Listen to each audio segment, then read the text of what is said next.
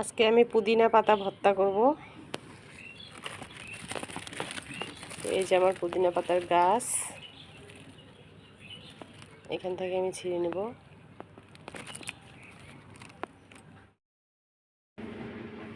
তো এই যে আমার পাতা তোলা হয়ে গেছে, এখন এটা ভর্তা করব।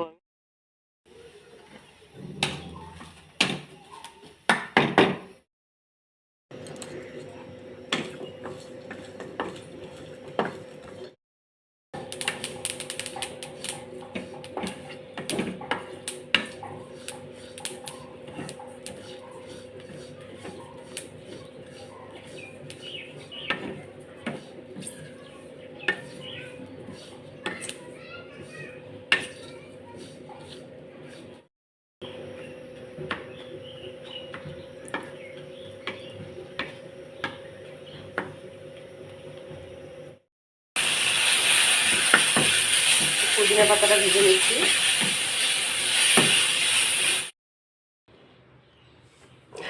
শুকনো মরিচ, রসুন, পুদিনা পাতা, কাঁচামরিচ আর তিল, এগুলো সব আমি একসাথে বেটে ভর্তা করে নেব।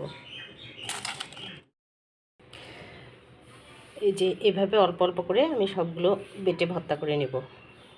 এটা আমার বাটা হয়ে গেছে, এখন আমি এটা যেখানে তুলে নিচ্ছি।